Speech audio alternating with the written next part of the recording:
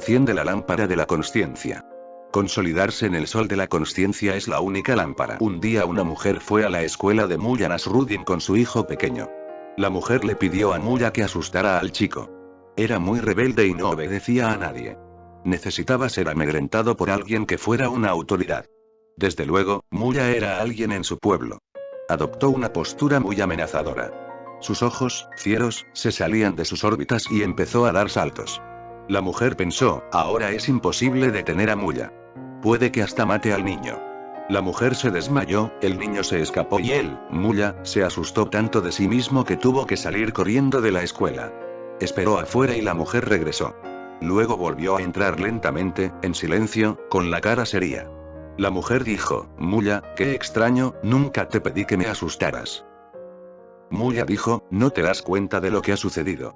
No fuiste solamente tú la que te asustaste. Incluso yo me asusté de mí mismo.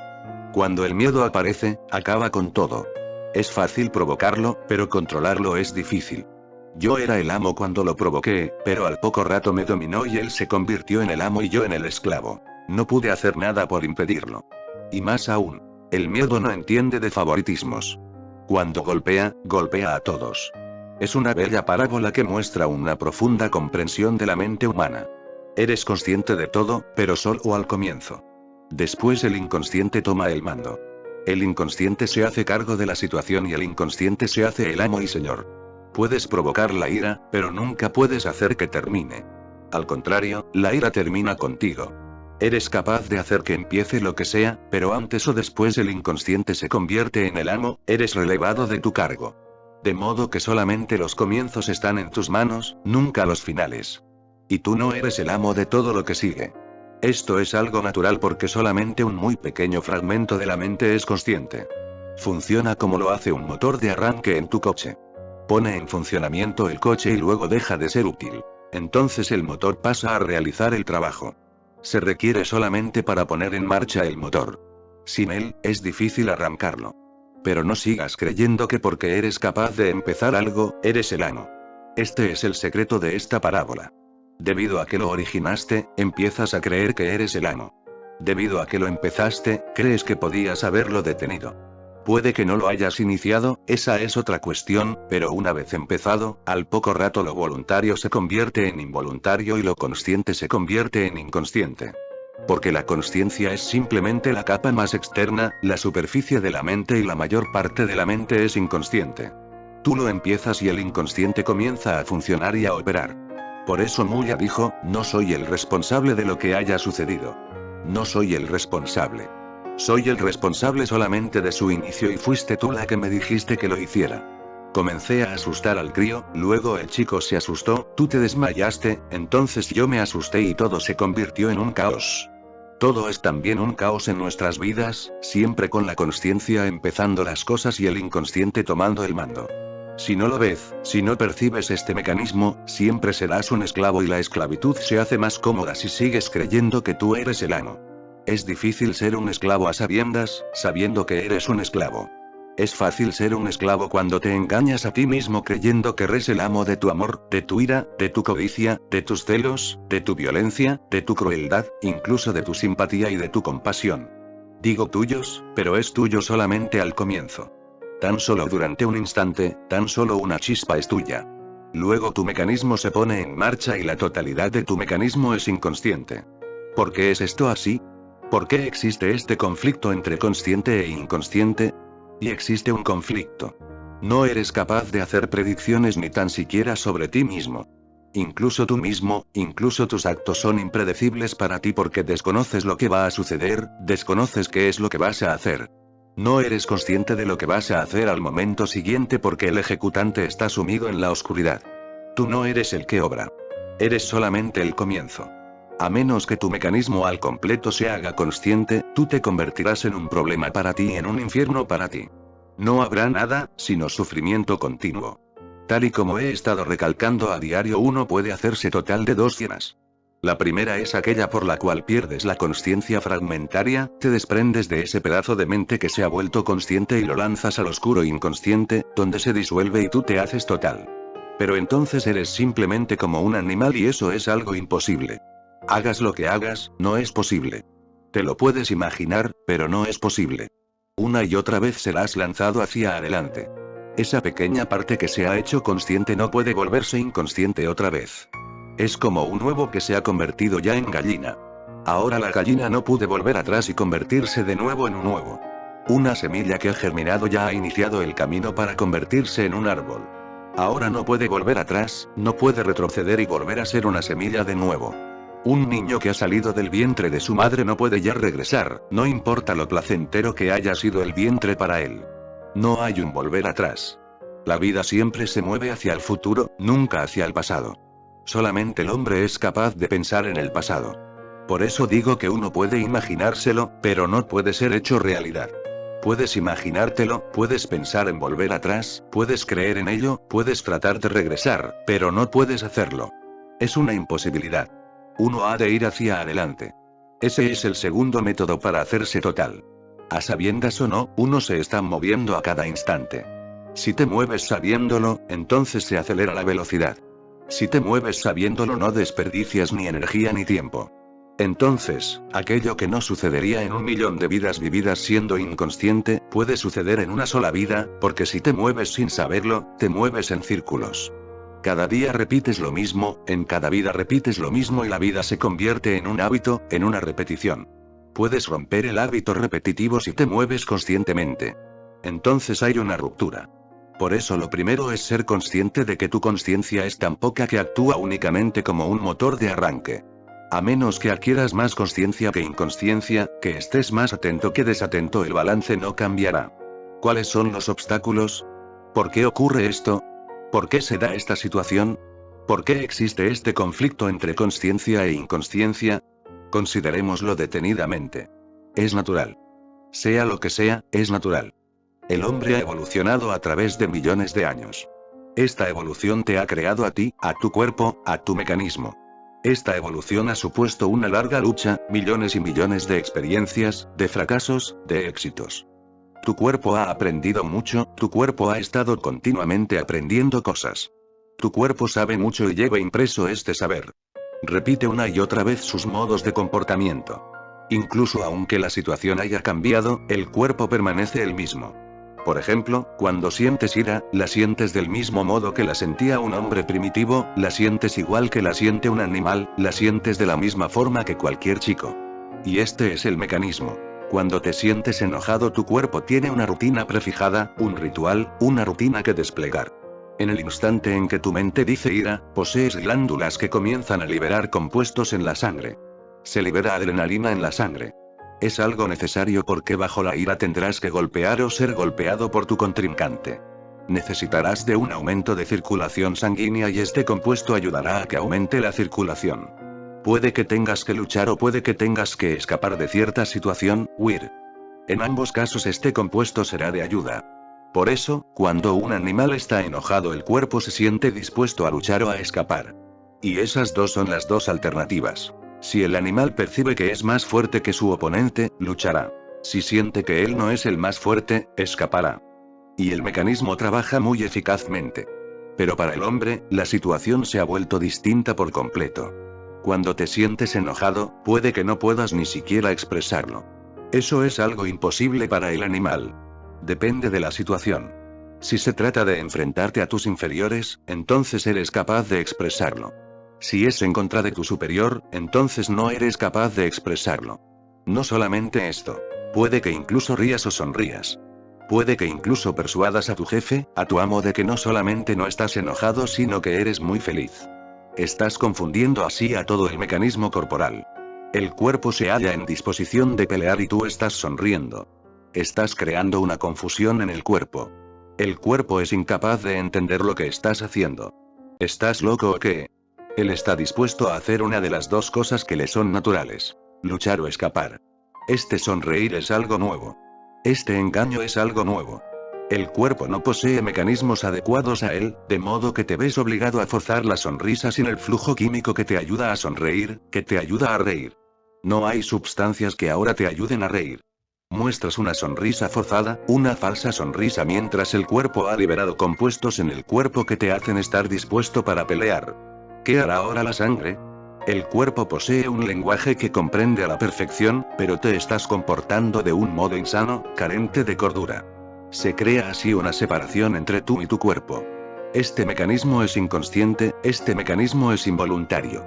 Tu voluntad, tu volición no es necesaria porque conllevará tiempo y hay situaciones en las cuales no se puede disponer de tiempo. Un tigre te acaba de atacar. No hay tiempo ahora para meditaciones. No puedes contemporizar sobre qué hacer. Tienes que hacer algo sin la mente. Si la mente se entromete, estás perdido. No puedes pensar, no le puedes decir al tigre, espera. Deja que lo piense. Deja que piense qué hacer. Has de actuar inmediatamente, sin conciencia alguna. El cuerpo posee un mecanismo. El tigre está ahí. La mente sabe simplemente que el tigre está ahí. El mecanismo corporal comienza a trabajar. El trabajo no depende de la mente porque la mente es un trabajador lento, muy poco eficiente. No se puede confiar en ella en situaciones de emergencia, por eso el cuerpo comienza a trabajar. Te sientes asustado. Vas a escapar, huirás. Lo mismo ocurre cuando estás en un escenario preparado para dirigirte a una gran audiencia. No hay un tigre, pero te sientes asustado por el público. El miedo toma. El cuerpo es informado. Esa información de que tú tienes miedo es automática. El cuerpo empieza a liberar compuestos, los mismos compuestos que liberaría si el tigre te atacara. No hay tal tigre, en realidad no hay nadie que te ataque, pero la audiencia parece que va a iniciar un ataque frontal. Parece que todo el mundo tiene un talante agresivo. Por eso te has asustado. Ahora el cuerpo está listo para luchar o para escapar, pero las dos alternativas están descartadas. Has de estar ahí y hablar. Tu cuerpo empieza a transpirar, aunque sea una noche fría. ¿Por qué? Porque el cuerpo está listo para correr o para luchar. La sangre circula más, se crea más calor, y tú sigues ahí. Así que empiezas a sudar y a continuación te sacude un ligero temblor. Todo tu cuerpo empieza a temblar. Ocurre lo mismo que si arrancas un coche y pisas el acelerador y el freno al mismo tiempo. El motor se calentará, listo para correr y lo estás frenando simultáneamente. Todo el coche se pondrá a temblar. Lo mismo ocurre cuando estás en un estrado. Sientes miedo y el cuerpo está listo para escapar. El acelerador se pisa, pero no puedes echar a correr. Tienes que dirigirte al público. Eres un líder o algo así. No puedes echar a correr. Has de afrontarlo y quedarte ahí, en el estrado. Has de dar la cara. En este instante estás haciendo dos cosas simultáneamente que son auténticamente contradictorias. Estás pisando el acelerador y el freno al mismo tiempo. No puedes echar a correr, pero el cuerpo está listo para hacerlo.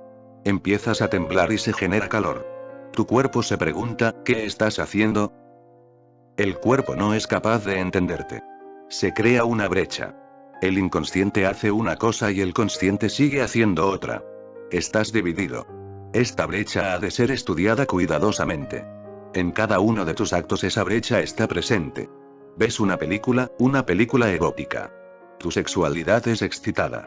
Tu cuerpo está listo para explosionar en una experiencia sexual, pero solamente estás viendo una película. Simplemente estás sentado en una silla y tu cuerpo está listo para el acto sexual. La película te irá acelerando, te irá presionando. Estás excitado, pero no puedes hacer nada. El cuerpo está listo para hacer algo, pero la situación no. Por esto se crea una brecha. Empiezas a percibirte a ti mismo como diferente y surge una barrera entre tú y tu cuerpo. Debido a esta barrera y a esa constante excitación y represión simultáneas, a este acelerar y frenar simultáneo, a esta constante contradicción en tu existencia, te encuentras enfermo. Si pudieras retroceder y ser un animal, lo cual es imposible, te encontrarías sano e íntegro. Es un hecho extraño. Los animales no se encuentran enfermos cuando están en su hábitat natural, pero ponlos en un zoo y empezarán a imitar las enfermedades humanas. Ningún animal es homosexual en su entorno natural, en su estado natural, pero pon a los animales en un zoo y comenzarán a comportarse de un modo absurdo. Empezarán a comportarse de un modo homosexual. Ningún animal se vuelve loco en estado natural, pero en un zoo los animales enloquecen. No se sabe, en toda la historia de la humanidad, de ningún animal que haya cometido suicidio, pero en un zoo los animales pueden suicidarse. Es algo extraño, pero no realmente extraño porque en el instante en que el hombre comienza a forzar a los animales a llevar una vida que no es natural, estos se sienten divididos por dentro. Se crea una división, una brecha. Se pierde la unidad. El hombre está dividido. El hombre nace dividido. ¿Qué hacer pues? ¿Cómo es posible no crear esta brecha y cómo aportar consciencia a cada célula del cuerpo, a cada lugar y rincón de tu cuerpo? ¿Cómo aportar esa consciencia? Ese es el único problema de todas las religiones, de todos los yogas, de todos los sistemas para alcanzar la iluminación. ¿Cómo llevar consciencia a la totalidad de tu ser de modo que no quede inconsciencia en parte alguna?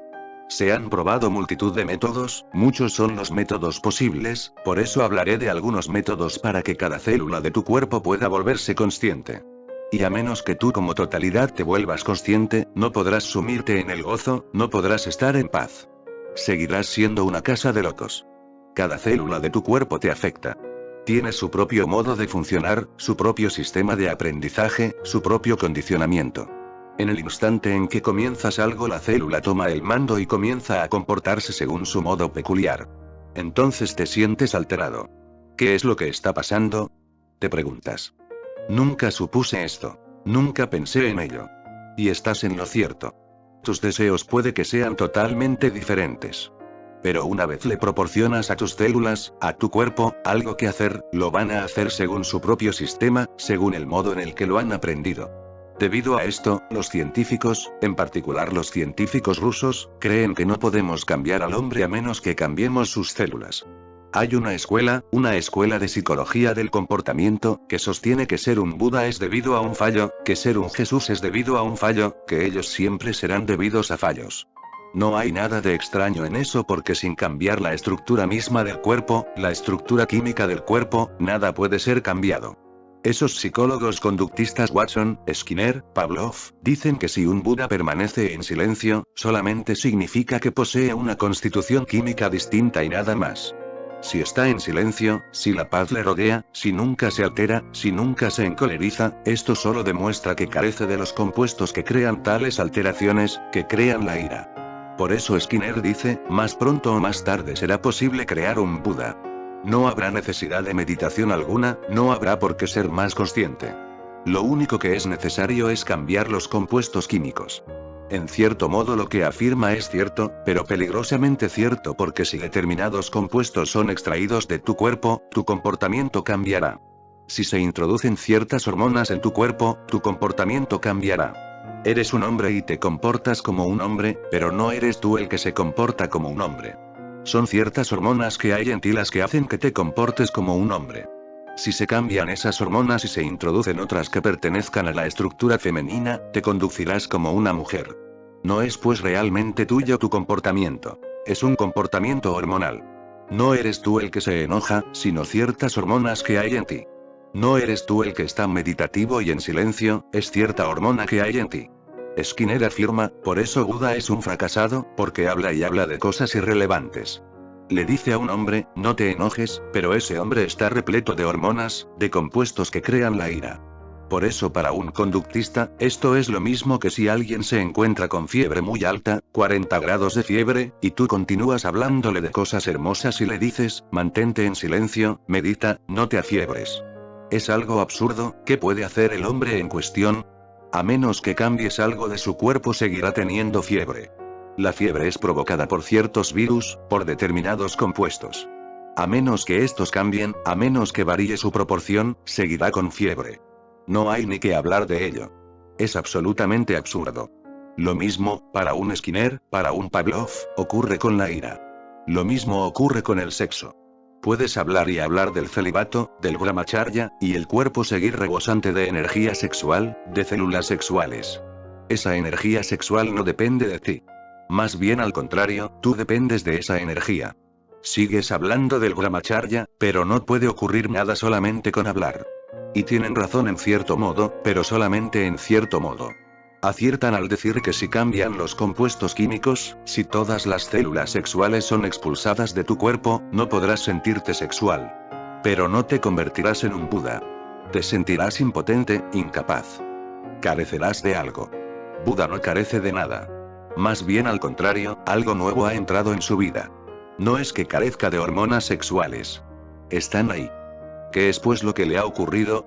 Su consciencia se ha incrementado y su consciencia ha penetrado hasta en las células sexuales. Las células sexuales están ahí, pero son incapaces de comportarse independientemente. A menos que el centro les ordene que actúen, no pueden actuar. Permanecen inactivas. En una persona que es impotente, las células sexuales no existen. En un Buda están ahí y más potentes que en una persona corriente. Más fuertes, porque no son nunca empleadas, nunca se utilizan. La energía se acumula en ellas, hierven de energía, pero la consciencia ha penetrado ahora en las células. Ahora la consciencia no es solamente un punto de arranque. Se ha convertido en el amo. Puede que Skinner prevalezca en un futuro próximo. Puede que se convierta en una gran fuerza. Tal y como Marx se convirtió en una gran fuerza para la economía externa de una sociedad. Tal y como Marx, cualquier día Pavlov y Skinner se convertirán en el motor central para la economía interna del cuerpo humano y de la mente humana. Y son capaces de demostrar todo lo que afirman. Pueden demostrarlo. Pero el fenómeno tiene dos vertientes. Observas una bombilla eléctrica. Si destruyes la bombilla, la luz desaparecerá, no es que la electricidad desaparezca.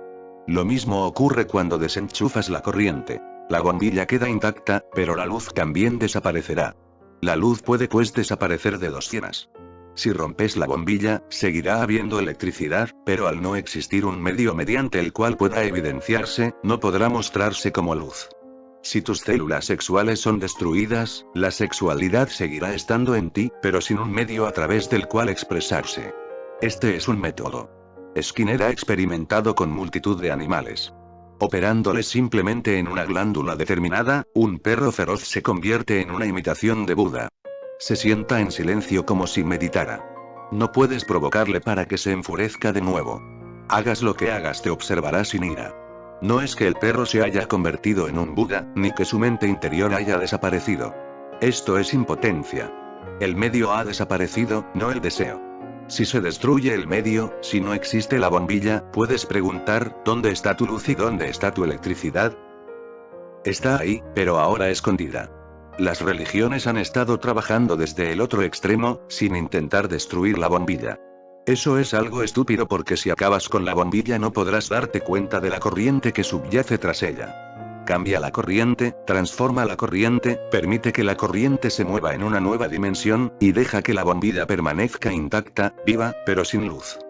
Digo que Skinner puede que prevalezca porque muestra un camino fácil. Te sientes enojado. Puedes ser operado de ello. Te sientes sexual. Puedes ser operado de ello.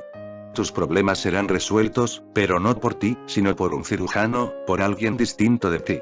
Y siempre que un problema es resuelto por alguien que no eres tú, te pierdes una gran oportunidad porque al solucionarlo, creces. Cuando alguien lo resuelve por ti, permaneces siendo el mismo. El problema puede ser resuelto sobre el cuerpo y dejará de haber problemas, pero tú ya no serás más un ser humano. El énfasis de la religión está en la transformación de la consciencia y lo primero es crear una mayor fuerza consciente en tu interior para ayudar a que esa consciencia se expanda. Este sutra es hermoso.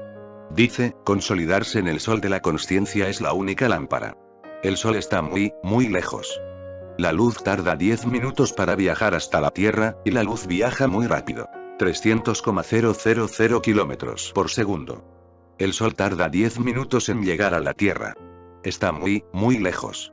Pero por la mañana el sol sale y llega incluso hasta las flores de tu jardín. Llegar tiene un significado distinto. Solamente son los rayos los que llegan, no el sol. Por esto, si tu energía llega a convertirse en un sol en tu centro más interior, si tu centro se convierte en un centro solar, si te vuelves consciente centralmente, si tu consciencia crece, entonces los rayos de tu consciencia alcanzarán cada parte de tu cuerpo, llegarán hasta cada célula. Entonces tu consciencia penetrará todas las células del cuerpo. Es algo así como cuando el sol sale por la mañana, cuando todo adquiere vida sobre la tierra. De pronto hay luz y el sueño desaparece, la monótona noche desaparece. De repente todo parece renacer. Los pájaros comienzan a cantar y extienden otra vez sus alas, las flores se abren y todo cobra vida solamente con el contacto, con el cálido contacto de los rayos del sol. Por eso cuando posees una consciencia central, cuando tienes una consciencia central, esta comienza a llegar a cada poro, a cada rincón y a cada lugar. Penetra en todas las células. Y posees muchas, muchas células. 70 millones en tu cuerpo. Eres una gran ciudad, una gran nación. 70 millones de células, y actualmente todas ellas son inconscientes. Tu consciencia nunca las ha alcanzado. Crece en consciencia y cada célula será penetrada. Y en el instante en que tu consciencia toque las células, cambiarán. Su cualidad intrínseca cambia. Un hombre está dormido. El sol sale y el hombre se despierta. ¿Es el mismo hombre que estaba durmiendo? ¿Son lo mismo su sueño y su estado de despierto? Era un capullo cerrado, yerto, y el sol ha salido y el capullo ha florecido y se ha convertido en una flor. ¿Es la misma flor? Algo nuevo la ha penetrado. Ha aparecido una vitalidad, una capacidad para crecer y florecer. Un pájaro estaba dormido, como muerto, como materia muerta, pero el sol se ha levantado y el pájaro ha desplegado sus alas. ¿Es el mismo pájaro? Es un fenómeno distinto. Algo le ha tocado y el pájaro ha cobrado vida. Todo estaba en silencio y ahora todo entona una canción. La mañana es una canción. El mismo fenómeno ocurre en el interior de las células del cuerpo de un Buda. Se le conoce como Buda Kaya, el cuerpo de un iluminado, de un Buda. Es un cuerpo distinto. No es el mismo cuerpo que tú tienes, ni incluso similar al cuerpo que tenía Gautama antes de convertirse en un Buda. Buda está a punto de morir y alguien le pregunta, ¿te estás muriendo? ¿Dónde vas a ir cuando mueras? Buda le contesta, el cuerpo que nació, morirá, pero hay otro cuerpo, el Buda Kaya, el cuerpo de un Buda, el cual ni ha nacido ni puede morir. He abandonado el cuerpo que me fue dado, que se me dio a través de mis padres. Así como una serpiente cambia la vieja piel cada año, yo lo he abandonado. Ahora existe el Buda Kaya, el cuerpo del Buda. ¿Qué es lo que quiere decir esto? Tu consciencia alcanza todas las células de tu cuerpo, la cualidad intrínseca de tu ser, cambia, se transmuta porque entonces cada célula se vivifica, se vuelve consciente, se ilumina. Entonces deja de haber esclavitud. Te has convertido en el amo. Simplemente convirtiéndote en un centro consciente, te vuelves el amo. Este sutra dice, consolidarse en el sol de la consciencia es la única lámpara. Así que, ¿por qué llevas contigo una lámpara de barro cuando acudes al templo? Coge la lámpara interna. ¿Por qué quemas cirios en el altar? No te servirán de nada. Enciende tu lámpara interna. Conviértete en un cuerpo de Buda. Permite que cada una de tus células adquiera consciencia. No dejes que parte alguna de tu ser permanezca inconsciente. Los budistas han conservado algunos huesos de Buda. La gente cree que son simplemente supersticiones. No lo son porque estos huesos no son huesos comunes. No lo son.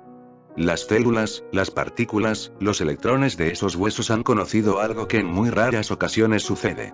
En Cachemira, en una mezquita, se conserva un pelo de Mahoma. Ese no es un pelo ordinario. No es simplemente una superstición. Ese pelo ha conocido algo. Trata de comprenderlo así. Una flor que no haya conocido nunca un rayo de sol y una flor que sí los haya conocido, que haya conocido al sol, no son las mismas, no pueden serlo. La flor que nunca ha conocido un rayo de sol nunca ha conocido luz alguna en ella porque ésta surge cuando el sol sale. La flor está sencillamente muerta. Es una potencialidad. Nunca ha conocido su propio espíritu. Una flor que ha visto un amanecer ha visto también amanecer algo en ella. Sabe de un alma. Ahora la flor ya no es más simplemente una flor. Ha conocido algo que la ha conmocionado en su interior. Algo se ha agitado, algo ha cobrado vida en ella. Por eso el pelo de Mahoma es algo diferente. Posee una cualidad distinta. Ha conocido a un hombre, ha estado con un hombre que era un sol interior, una luz interna. Ese pelo se ha sumergido en las profundidades de algo misterioso que raramente sucede. Consolidarse en esa luz interior es la única lámpara que vale la pena llevar al altar de la deidad. No hay otra cosa que sirva. ¿Cómo crear este centro de consciencia? Consideraremos algunos métodos. Hablaba de Buda y del Buda Kaya y es pues adecuado el comenzar con Buda. Inventó un método, uno de los métodos más maravillosos, un método de lo más poderoso para crear un fuego interno, un sol interno de consciencia. Y no solamente para crearlo. El método es tal que, simultáneamente, la luz interior comienza a penetrar las células mismas del cuerpo, de todo tu ser. Buda utilizó la respiración como método, el respirar con consciencia. El método es conocido como Anapanasati Yoga, el yoga de ser consciente del aliento entrante y saliente. Estás respirando, pero es algo inconsciente. Y el aliento es prana, el aliento es el elan vital de Bergson. Es la vitalidad misma, la luz misma. Y es algo inconsciente. No te das cuenta de él.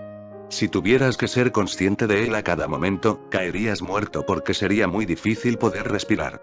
He oído que existen ciertos peces que no pueden dormir durante más de 6 minutos porque si duermen más tiempo se mueren. se olvidan de respirar.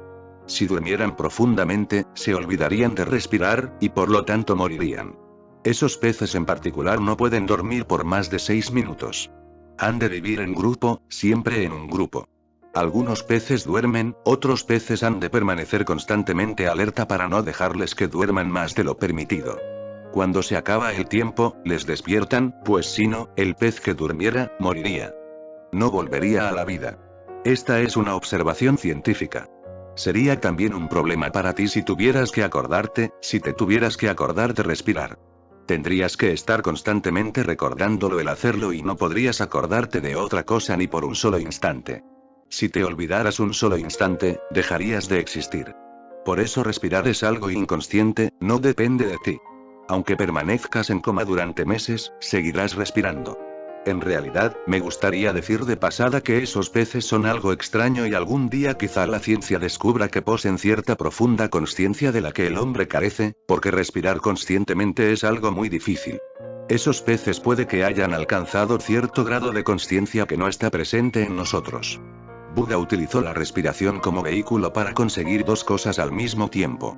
Una, para crear consciencia, y la otra para hacer que esa consciencia penetre en todas las células del cuerpo.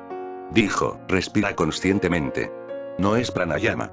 Es simplemente hacer de tu aliento un objeto de tu consciencia, sin cambio alguno. No hay necesidad de que alteres tu respiración. Déjala tal y como está, natural. Déjala tal y como sea. No la alteres. Haz algo más. Cuando respires, respira conscientemente. Deja que tu consciencia se mueva con el aliento entrante. Cuando expulses el aliento, ve con él. Entra, sal. Muévete conscientemente con el aliento. No te olvides ni de una sola respiración. Se dice que Buda dijo que si eres capaz de ser consciente de tu respiración aún solamente por 1 hora, estarás ya iluminado. Pero no se debe pasar por alto ni un solo aliento. 1 hora es suficiente. Parece tan poco, solo un pedacito de tiempo, pero no es así. Cuando lo intentas, 1 hora de consciencia te parecerá milenios porque por lo general no puedes ser consciente durante más de 5 o 6 segundos, y eso aún para un hombre muy consciente. En caso contrario te olvidarás a cada segundo. Comenzarás. El aliento entrando. El aliento ya ha entrado y tú te has desplazado a alguna otra parte. De pronto te das cuenta de que el aliento está siendo expelido. El aliento ha sido expulsado y tú estabas en alguna otra parte. Acompañar el aliento quiere decir que no debe ser permitido ni un solo pensamiento porque ese pensamiento absorberá tu atención, el pensamiento te distraerá. Por eso Buda nunca dice que detengas el pensar, sino que dice, simplemente respira conscientemente. Automáticamente, el pensar se detendrá. No puedes hacer ambas cosas simultáneamente. Pensar y respirar conscientemente. Un pensamiento llega a tu mente y absorbe tu atención. Un solo pensamiento y te vuelves inconsciente de tu proceso de respiración. Por eso Buda empleó una técnica muy simple y al mismo tiempo muy vital. Les decía a sus bhikkhus, haced cualquier cosa que estéis haciendo, pero no os olvidéis algo muy sencillo. Acordaos del aliento entrante y saliente. Acompañadlo, fluid con él. Cuanto más lo intentes, cuanto más te esfuerces, más consciente te volverás. La consciencia se incrementará por instantes. Es arduo, es difícil, pero una vez eres capaz de percibirlo eres un hombre distinto, eres un ser distinto en un mundo distinto. Esto funciona en un doble sentido. Cuando expiras conscientemente, poco a poco te vas acercando a tu centro, porque tu aliento toca el centro de tu ser. A cada instante en que el aliento ingresa, toca el centro de tu ser. Fisiológicamente crees que el respirar es algo para purificar solamente la sangre, que es una función de tu corazón, que es algo corporal. Crees que es una función de tu corazón, un sistema de bombeo para refrescar tu circulación sanguínea, para aportar más oxígeno a tu sangre, lo cual es algo que necesitas, y expulsar anhídrido carbónico como residuo, como material de desecho, para arrojarlo al exterior, para expulsarlo y sustituirlo. Pero esto es algo desde el punto de vista fisiológico. Si empiezas a ser consciente de tu aliento, poco a poco irás profundizando, yendo más allá de tu corazón. Y un día empezarás a percibir un centro justo al lado de tu ombligo. Ese centro puede ser percibido solamente si acompañas a tu aliento continuamente, porque cuanto más te aproximas a tu centro, más tiendes a perder consciencia. Eres capaz de comenzar cuando el aliento está entrando, cuando está acariciando tu nariz. Puedes empezar dándote cuenta. Cuanto más hacia el interior se desplace, más dificultoso será mantenerse consciente. Vendrá un pensamiento, o un ruido o cualquier cosa y te habrás ido. Si puedes llegar al centro mismo cuando, por un solo instante, el aliento se detiene y se crea una brecha, puede darse el salto. El aliento entra, el aliento sale. Entre esos dos se da una sutil pausa. Esa brecha es tu centro. Cuando acompañas al aliento, solamente entonces, después de un prolongado esfuerzo, te podrás volver consciente del intervalo, cuando no hay movimiento del aliento, cuando el aliento ni entra ni sale. Entre dos alientos surge un intervalo, una brecha. En ese intervalo estás en el centro. De modo que el aliento es empleado por Buda como un camino para acercarse más y más al centro. Cuando sale, sé consciente del aliento. De nuevo surge un intervalo. Hay dos intervalos. Un intervalo dentro y un intervalo afuera. El aliento entra, el aliento sale. Hay una brecha. Es aún más difícil el darse cuenta del segundo intervalo. Observa este proceso. Tu centro se halla entre el aliento que entra y el aliento que sale. Hay otro centro, el centro cósmico. Puedes llamarlo Dios. Entre el aliento que sale y el aliento que entra hay otra brecha. Esta brecha es el centro cósmico. Esos dos centros no son dos cosas distintas, pero antes tendrás que darte cuenta de tu centro interno y luego te volverás consciente de tu centro externo, y por último podrás llegar a conocer que esos dos centros son uno. Entonces el afuera y el adentro pierden su significado. Buda dice que acompañes conscientemente el aliento y crearás un centro interno de consciencia. Y una vez que el centro ha sido creado, la consciencia empieza a acompañar tu aliento en tu sangre, a las mismas células, porque toda célula necesita aire y toda célula necesita oxígeno y toda célula, por así decirlo, respira. Todas las células. Y en la actualidad los científicos afirman que parece incluso que la Tierra respira. Y debido al concepto einsteiniano del universo en expansión, los científicos teóricos dicen ahora que parece que el universo entero respira. Cuando tú inspiras, tu pecho se expande. Cuando expiras, tu pecho se contrae. Los científicos teóricos dicen en la actualidad que parece que el universo entero respira. Cuando el universo entero inspira, se expande. Cuando el universo entero expira, se contrae. En los antiguos Puranas hindúes, las escrituras mitológicas, se dice que la creación es una respiración de Brahma, la inspiración, y que la destrucción, pralaya, el fin del mundo, es el aliento que sale. Una respiración, una creación. De un modo miniaturizado, de un modo atómico, lo mismo sucede en ti. Cuando tu consciencia se hace una con tu respiración lleva la consciencia a todas las células. Los rayos penetran entonces y todo y cuerpo se convierte en un cuerpo de un Buda. Realmente no posees un cuerpo material. Posees un cuerpo de consciencia. Esto es lo que quiere decir el sutra, consolidarse en el sol de la consciencia es la única lámpara. Así como estamos aprendiendo acerca del método de Buda, sería conveniente entender otro método, un método más. El Tantra ha utilizado el sexo. Esa es otra fuerza vital. Si quieres profundizar tendrás que emplear fuerzas muy vitales, las más arraigadas en ti. El Tantra emplea el sexo. Cuando estás inmerso en un acto sexual, estás muy cerca del centro de la creación, del centro mismo de la vida. Si puedes sumergirte en el acto sexual de una forma consciente, se convierte en meditación. Es algo muy difícil, más difícil incluso que la respiración. Puedes respirar conscientemente en pequeña escala, desde luego que puedes, pero el fenómeno mismo del sexo requiere tu inconsciente. Si te vuelves consciente perderás tu deseo sexual y tu lujuria. Si te vuelves consciente no albergarás deseo sexual en tu interior. Así que el Tantra ha hecho la cosa más complicada que puede hacerse en este mundo. En la historia de los experimentos con la consciencia, el Tantra es el que va más lejos. Pero, desde luego, uno puede engañarse y con el Tantra el engaño es muy fácil porque nadie más que tú sabe en qué consiste el engaño. Nadie puede saberlo. Pero solamente uno entre 100 puede alcanzar el éxito en el método tántrico de la consciencia, porque el sexo necesita del inconsciente.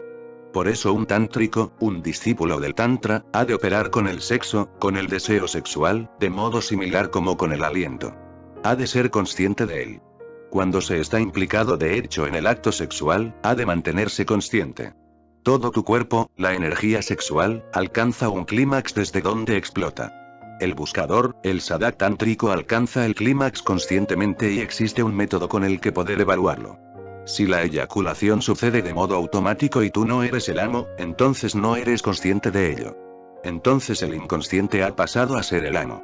El sexo alcanza su culminación y luego no puede hacer nada más que eyacular. La eyaculación no es algo que hagas tú.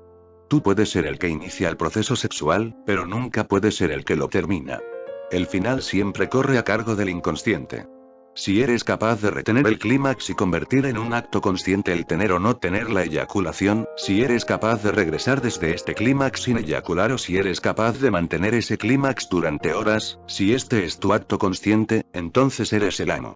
Y si alguien puede alcanzar el clímax sexual, justo al borde del orgasmo, y puede retenerlo y ser consciente de ello, de repente se vuelve consciente de su centro propio más profundo. De repente. Y no solamente ocurre que se vuelve consciente de su centro más profundo. También se vuelve consciente del centro de su compañero, de su centro más interno. Por eso el practicante del Tantra, si es un hombre, reverenciará siempre a su compañera. La compañera no es simplemente un objeto sexual. Es divina. Es una diosa. Y el acto no es en absoluto carnal.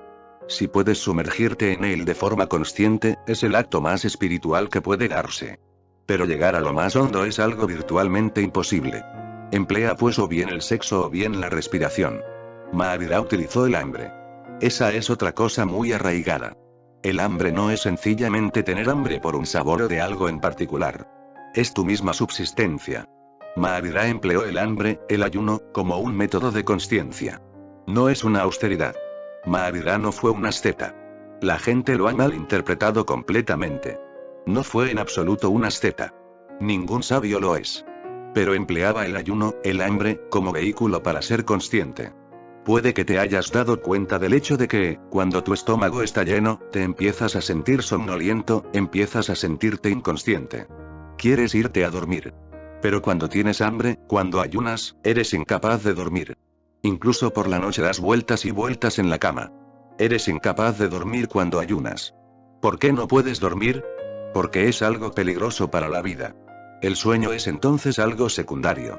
La comida es la necesidad perentoria, el obtener alimento. Eso es lo más necesario. El suelo deja de ser entonces un problema. Pero Mahavira lo empleaba de una forma muy científica. Debido a que eres incapaz de dormirte cuando ayunas, puedes recordar con más facilidad. La consciencia viene a ti más fácilmente. Y Mahavira empleaba el hambre misma como un objeto para su consciencia. Se mantenía de pie siempre. Puede que hayas visto las estatuas de Buda sentado, pero las estatuas de Mahavira lo muestran en posición más o menos erecta. Estaba siempre de pie.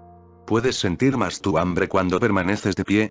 Si estás sentado la percibirás menos. Si estás tumbado la sentirás aún menos. Cuando estás de pie, todo el cuerpo empieza a sentirse hambriento. Sientes el hambre por todo tu cuerpo. Todo tu cuerpo fluye, se vuelve un río de hambre. Estás hambriento desde la cabeza a los pies. No es solamente en el estómago. Los pies la perciben, incluso el cuerpo entero siente el hambre. Y Mahavira permanecía de pie en silencio observando, acompañando el hambre tal y como se acompaña el aliento. Se dice que en el período de sus 12 años de silencio, estuvo ayunando más o menos unos 11 años. Solamente durante 370 días en los 12 años ingirió comida. El hambre fue el método. La comida y el sexo son las cosas más profundas, como el aliento. Cuando te mantienes siendo consciente de tu hambre, no haciendo nada más que ser consciente, de improviso eres arrojado a tu centro, a tu ser. Primero, el hambre se mueve superficialmente. Si no alimentas las capas superficiales, las capas más profundas se vuelven hambrientas. Si no das alimento a estas capas más internas, niveles aún más profundos se vuelven hambrientos. Y así sucesivamente. Por último, tu cuerpo entero empieza a sentirse hambriento. Cuando todo el cuerpo está hambriento, eres lanzado al centro. Cuando sientes hambre, es un hambre falsa. En realidad, es más o menos un hábito, no hambre. Si almuerzas a una hora determinada, por ejemplo, o a la 1, entonces a la 1 comienzas a sentir hambre. Esta es un hambre falsa, sin conexión alguna con el cuerpo. Si no comes a la 1 en punto te darás cuenta que a las 2 el hambre ha desaparecido. Si fuera algo natural, se habría incrementado aún más. ¿Por qué ha desaparecido? Si fuera real la hubieras sentido más a las 2 y aún más a las 3 y más a las 4. Pero ha desaparecido.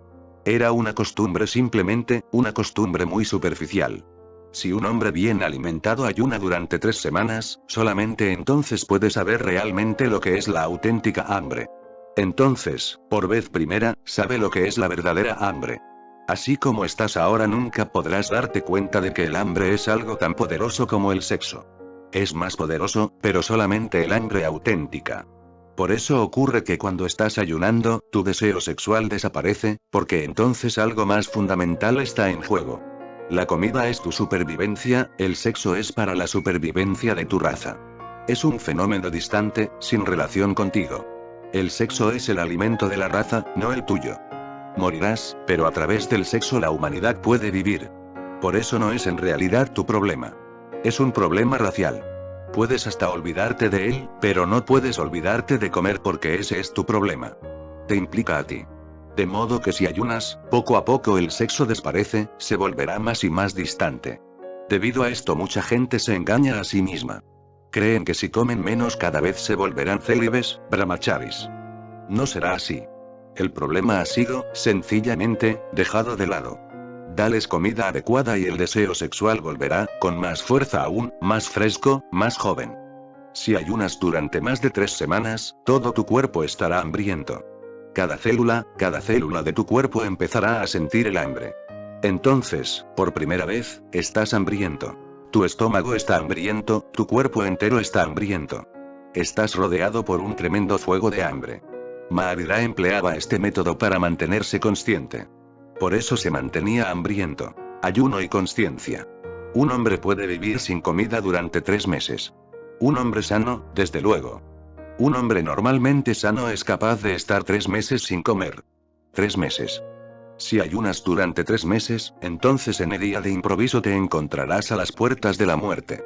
Este es un encuentro consciente con la muerte y ese encuentro será solamente cuando estás a las puertas de abandonar tu cuerpo y saltar a tu centro, dentro. Todo el cuerpo se halla ahora exhausto. No puedes seguir. Eres lanzado a tu origen y no puedes vivir en tu cuerpo. Poco a poco eres expulsado de tu cuerpo, hacia adentro, hacia adentro, hacia adentro. La comida te lleva hacia afuera. El ayuno te lleva hacia adentro. Llega un momento en el que el cuerpo es incapaz de soportarte un instante más. Entonces eres lanzado a tu centro. En ese instante tu sol interior es liberado. Por eso Mahavira ayunaba durante 3 meses, incluso durante 4 meses. Estaba extraordinariamente sano. Es todavía un secreto el por qué, después de 3 o 4 meses, de repente iba al pueblo a mendigar comida. En realidad, cuando se acercaba al límite en el cual un solo instante podía ser fatal, solamente entonces iba a mendigar comida. Reentraba en el cuerpo y de nuevo ayunaba, de nuevo se dirigía al centro. De nuevo entraba en el cuerpo. Luego otra vez al centro. Así podía darse cuenta de la brecha. El aliento entrante, el aliento saliente. La vida entrando en el cuerpo, la vida saliendo del cuerpo. Y permanecía consciente de este proceso. Ingería comida y permanecía consciente de este proceso. Ingería comida y regresaba al cuerpo, digámoslo así, y luego volvía a ayunar. Estuvo haciendo esto continuamente durante 12 años. Era un proceso interno. He explicado pues 3 puntos. El aliento, el sexo y el hambre. Puntos fundamentales, muy básicos. Mantente consciente en cualquiera de ellos. El del respirar es el más sencillo. Es más difícil emplear el método tántrico. A la mente le gustaría emplearlo, pero es complicado. Será difícil el emplear el método del hambre. A la mente no le gustaría. Esos dos son muy difíciles. Tanto si te gustan como si no, son difíciles. Solamente el proceso de la respiración es sencillo. Y para la era entrante creo que el método de Buda será de mucha ayuda. Es moderado, fácil, no muy peligroso. Por eso Buda es conocido desde siempre como el creador del camino medio, Majjhima Nikaya, el punto medio de oro. El sexo y la comida están entre esos dos. El aliento es el punto medio dorado, el centro exacto. Y hay muchos métodos más. Con cualquier método puedes establecerte esa luz interior. Y una vez establecido, tu luz comienza a fluir hacia tus células corporales. Todo tu mecanismo es entonces refrescado y posees un cuerpo de Buda, un cuerpo de uno que está iluminado.